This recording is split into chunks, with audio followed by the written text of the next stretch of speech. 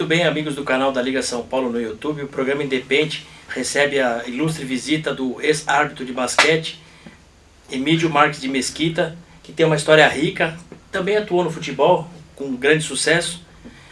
Olá, professor, é um prazer tê-lo aqui. Prazer muito grande vir aqui, rever o amigo Batalha, estou à sua disposição. Professor, para quem não conhece, como é que foi a sua história com basquete? O senhor foi um árbitro de grande porte, depois rumou ao futebol, mas como é que foi a sua chegada e como foi o seu desenvolvimento na modalidade? Eu comecei no basquete por acidente. Quando eu tinha 11 anos de idade, eu entrei no curso ginasial. Naquela época você tinha que fazer o exame médico, e o médico constatou que eu tinha uma lesão no coração, chamou meu pai confidencialmente e disse que me dava 6 meses de vida. E o meu professor de educação física, em conjugação com meu pai, eu ia à sessão de educação física, não podia participar, já que você está aqui, me deram um apito. E naquela época se praticava basquetebol na minha cidade, Jacareí, e eu comecei a apitar basquete muito cedo. Muitos anos depois, quando ele foi receber o título de cidadão jacariense, por sinal é tio do atual treinador Marrelli, Dr. Nelson da Costa Marrelli, ele disse: eu que quis te matar antes do tempo. E eu disse: ele agradeço porque mudou a minha vida. Me levou à arbitragem. Depois de 10 anos na arbitragem de basquetebol, eu migrei para o futebol, fiquei 25 anos como árbitro de futebol e hoje estou no mundo da arbitragem há quase 60 anos. E só um particular, eu também eu era atleta de futebol e basquete, eu gostava muito mais de futebol. Quando me preparei para ser profissional, o Dr. Nabil Goraeb constatou um problema no meu coração e eu acabei rumando para o jornalismo. Então é uma coincidência uma semelhança. Semelhança aí da nossa caminhar da vida para o lado profissional. E como foi o seu momento na arbitragem? Como o senhor vê a diferença de arbitrar um jogo na sua época e hoje? Eu posso dizer que, sem ser saudosista, que eu vivi o período áureo da arbitragem no basquete e o período áureo da arbitragem no futebol no Brasil. Tivemos a convivência muito rica com grandes nomes da arbitragem internacional e isso foi muito alvissareiro, me deixou muito contente. Hoje vejo as coisas mais automatizadas, sem a devida motivação e mais uma situação semi-profissional do que aquele romantismo que nós tínhamos de ir à quadra, ir ao campo, numa missão de abrir os caminhos que foram feitos para os que estão agora herdando aquilo que foi feito no passado. Quem foi o maior nome da arbitragem de basquete que o senhor viu em todos os tempos? Eu não diria o maior, eu diria que nós tivemos grandes nomes não só no Brasil, como no exterior. No Brasil, 2 pessoas me chamaram muita atenção, um pela sua personalidade, que foi o caso Renato Rigueto, e outro pela sua maneira improvisativa, sobrevivente em todos os ramos do basquete, que foi José Olímpio Clemente de Oliveira, quase que um irmão. Em âmbito internacional, na NBA, eu conheci um grande árbitro chamado Joseph Bouchou, que eu tive a honra de apitar com ele no campeonato profissional de Porto Rico. E no âmbito da FIBA, outros nomes de grande experiência, nós tivemos a oportunidade de conhecer, como Kassai da Hungria, Cicoria da Itália, enfim, grandes nomes da arbitragem internacional. Professor, e arbitrar com 2 árbitros na quadra? É uma coisa, arbitrar com hoje a FIBA já liberou o 3º árbitro e até vimos aí durante a Copa do Mundo já o vídeo auxiliando.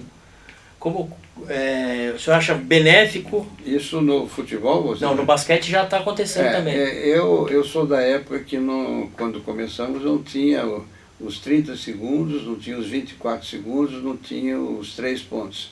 Então houve uma cronologia de evolução na regra. E éramos em 2 árbitros, agora são 3.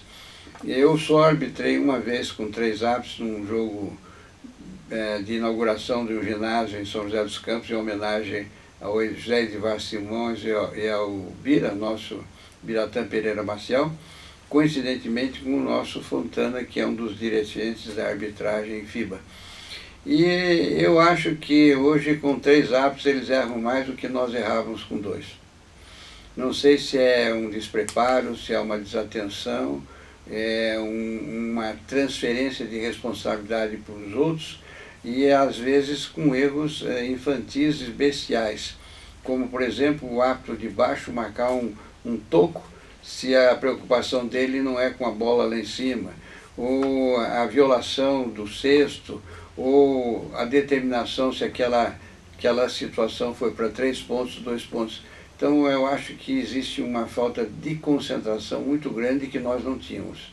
Nós tínhamos uma concentração e uma vivência muito maior sobrevivente no jogo do que os que tem hoje. O que eu vejo hoje é que existem os árbitros mais experientes e alguns mais novos, e esses mais novos não tomam decisões, assim, muito raramente eles tomam uma decisão que pode influenciar no resultado ou no jogo. Eles se escondem atrás do mais experiente, em vez de ir à frente e mostrar a sua personalidade, de que eles não são coadjuvantes da arbitragem, eles são com a mesma importância que os outros, e não raras vezes que eu vejo um árbitro novo não se escondendo, mas a maioria se esconde nos mais experientes para sobreviver dentro da partida. Professor, quanto que uma arbitragem influencia no jogo? Claro que se ela andar sem problema, não estou dizendo aqui que vai acertar sempre, porque todo jogador erra, o jornalista erra, o árbitro também tem o seu momento de erro. Nós temos que conviver com a ideia de que os árbitros erraram, os árbitros erram e vão errar. O que nós não podemos admitir é o dolo. O erro simplesmente, da natureza humana, isso é inerente e vai ocorrer. Agora, toda vez que você vê atrás do erro alguma coisa com má intenção, isso então não é danoso só para o jogo em si, é danoso para o meio, porque aquela pessoa não está preparada para participar da atividade como árbitro. E Emílio, como que deve ser trabalhado a parte psicológica do árbitro? O senhor acha importante que o árbitro tenha um acompanhamento, tenha alguma coisa nesse sentido? Porque justamente como o senhor falou, ele pode errar no lance aqui, só que ele tem que acertar nos demais, então ele não pode estar influenciado e, por exemplo, cair, assim, ficar triste por causa disso. Ele tem que ter um equilíbrio muito grande do começo ao fim, em que essas coisas que aconteçam não coloquem dano ao seu trabalho. Porque o árbitro, a todo instante, do começo ao fim da partida, ele sofre uma dupla carga de influência. A primeira carga de influência é aquela que acontece no universo onde ele está, dos jogadores, dos bancos e do público para com ele. E a segunda é do universo como um todo. Hoje a mídia mostra coisas que os árbitros não têm condições de ver. Então há um desgaste muito grande, porque é muito comum, principalmente os homens da imprensa, dizem: mas isso é um lance que todo mundo viu. Mas naquele instante, uma pessoa passou na frente do árbitro e ele não viu. Mas se ele não viu e não foi nada doloso, nós temos que admitir que ele é passível de erros. E aí, por causa desse tipo de situação, o senhor é a favor do vídeo, de recorrer a ver o lance, de analisar? Eu sou sempre a favor do vídeo quando a iniciativa seja do árbitro, que ele tenha necessidade de um recurso para que ele tome a decisão a mais acertada possível. Não sou a favor daquilo que se usa no voleibol, que as equipes usam de maneira dolosa, de pedir a vista da jogada para parar o jogo, para esfriar o jogo, em detrimento da habilidade técnica e tática da equipe adversária. Não sou a favor daquilo que vemos no futebol, a interferência externa. Eu acho que a iniciativa tem que ser soberana do árbitro. No instante que ele necessite de ajuda, ele solicitar. Se ele não necessitou de ajuda, nada deve ser feito de modo a influenciar a sua decisão. No basquete hoje a decisão é do árbitro. A decisão é do árbitro. e eu acho que deve ser preservada assim. Infelizmente não é a mesma no futebol, tanto é que se estuda em uma próxima reunião de março do International Body uma revisão nesse protocolo, porque está havendo uma interferência muito ruim de fora para dentro e que isso gera um descrédito dentro da arbitragem. Em outras palavras, nós não podemos perder a tesão da ação de arbitrar, a tesão do torcedor de assistir o jogo, e isso infelizmente está acontecendo. E é mais difícil arbitrar um jogo de futebol ou de basquete? Muito mais de basquete, porque nós temos um espaço pequeno e duas coisas que existem no basquete que não existem no futebol. Primeiro, a partida não tem empate. E a segunda, não se tem lei da vantagem. O futebol, além de ter um empate, ter a lei da vantagem, você tem um universo muito grande de espaço em que o árbitro tem condições de pensar sobre a interferência ou não na ação. No basquete, o árbitro apita com um apito na boca. Ele tem que ver, sentir, analisar e emitir um sinal numa fração de segundo. No futebol, ele já apita com um apito na mão, que é o tempo que ele tem que verificar, até colocar na boca, se ele vai aplicar a vantagem, se aquela ação precisa ser paralisada. E essa ação da vantagem é fazer com que o jogo tenha o menor número possível de paralisações, para que nós tenhamos sempre a bola movimentando. E lembre-se, tanto no basquete como no futebol, tem um denominador comum. Ninguém olha para o árbitro quando a bola está em movimento. Então, o importante é a bola estar sempre em movimento, porque toda vez que o árbitro apita, a bola para. Então, aí as atenções convergem. No basquetebol, o árbitro explica o que ele apitou. E no futebol é diferente, ele não explica o que ele apitou, ele só mostra qual é a próxima etapa do jogo que ele deva ser reiniciado. São duas filosofias diferentes. E no fato do basquete de ser um espaço menor de jogo, a quadra ser infinitamente menor que o de futebol, e a proximidade dos bancos com relação aos técnicos, isso aí é um ponto negativo para o basquete? Não, não é um ponto negativo, é um ponto que exige uma personalidade marcante do árbitro de maneira a se impor, estabelecendo um limite, qual é a função do jogador, qual é a função do treinador, qual é a função dos elementos que estão no banco e qual é a função dele. Ele não pode se contaminar com essa interferência.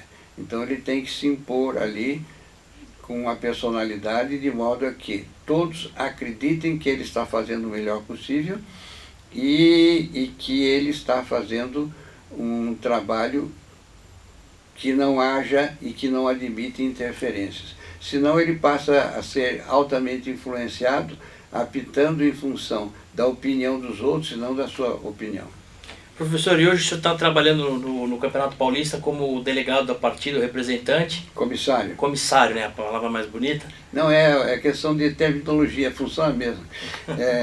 Na FIBA é comissário, no basquete é comissário e no futebol é delegado do jogo. Mas é a função administrativa do jogo, porque a função técnica e tática são dos árbitros, os oficiais, no caso do basquete, os oficiais de quadra, os árbitros, e os oficiais de mesa, e o comissário nada mais é do que o interlocutor entre eles, as equipes, e responsável pelo aspecto administrativo do jogo. A gente vê muitas vezes um técnico virando comentarista, um ex-jogador, e ele tece os comentários assim, ainda como se ele tivesse, como se fosse ele, pelas habilidades dele, pelas características. Funcionando como comissário e tendo que analisar tudo que acontece no jogo, inclusive a arbitragem. É difícil, o senhor ainda se vê lá como se fosse o árbitro? Como é que faz? Eu já estou imune a isso, como também não concordo, não só o treinador, mas os próprios ex-árbitros que viram comentaristas, e me preocupo muito quando todos eles dizem, eu faria isso, eu. O eu não é mais importante, o mais importante é o nós. Eles têm que se colocarem numa posição de isenção e nunca fazer um aspecto comparativo. No meu tempo era assim. Não, o seu tempo passou, nós temos que preocuparmos com o momento presente. E o momento presente nós temos que vivê-lo na sua intensidade para que a gente possa criar lembranças felizes. Caso contrário, nós passamos pela vida e não vivemos, sobrevivemos. Professor, e qual foi o principal jogador de basquete que o senhor viu aqui no Brasil? Pode também ser um do Brasil, um do exterior, e técnico também. No Brasil, me chamou, na época que eu apitava, indubitavelmente o jogador mais completo foi o Amaury Passo. No exterior, inúmeros jogadores me chamaram a atenção, mas por incrível que pareça, no Campeonato do Mundo aqui no Brasil em 63, 2 jogadores que chamaram a atenção, um era Patin Vicens, que era de Porto Rico, e outro Vicente, americano, ambos eram baixinhos. Então, como eles baixinhos conseguiam se impor com pouca estatura num basquetebol daquela natureza. Mas nós tivemos o privilégio de ver grandes nomes da NBA, que hoje fazem parte da história.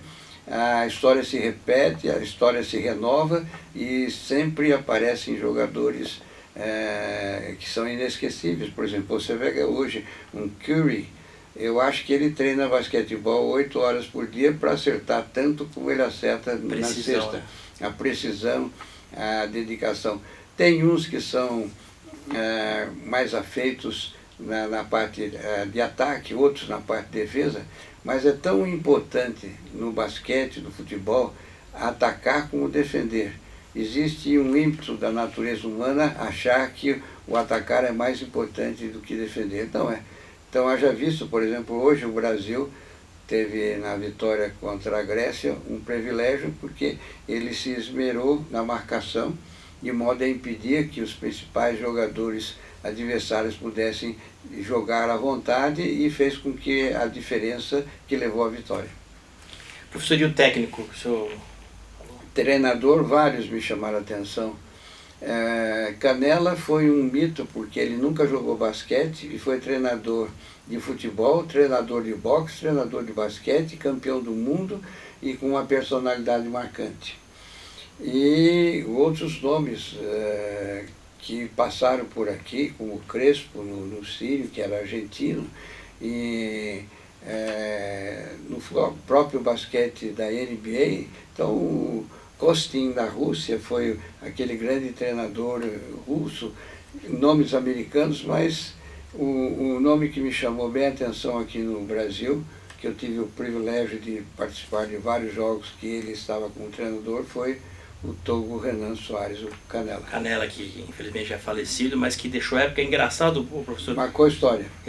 Todo mundo que fala do Canella fala das qualidades, de como ele mudou um conceito, uma concepção. Os jogadores que trabalharam com ele também falam bem, né? Ele era de um detalhismo extremo e de uma perspicácia de ler o jogo. Ele fazia da sua intervenção uma coisa que modificava totalmente a maneira de jogar da equipe. Isso é muito difícil você ver hoje. Professor, uma pessoa que esteja pensando em se formar árbitro, fazer o curso da determinada federação ou da entidade que ele procurar, quais são os pré-requisitos? Porque às vezes o cara fala, não tem aquele tino para fazer aquilo e... Primeiro, colocar na cabeça de que a arbitragem não é profissão e nem hobby. Não é um motivo para ele sair de casa e não é um motivo para ele querer ganhar dinheiro. É uma vocação. E se ele tiver vocação, ele vai ser fadado a ter sucesso.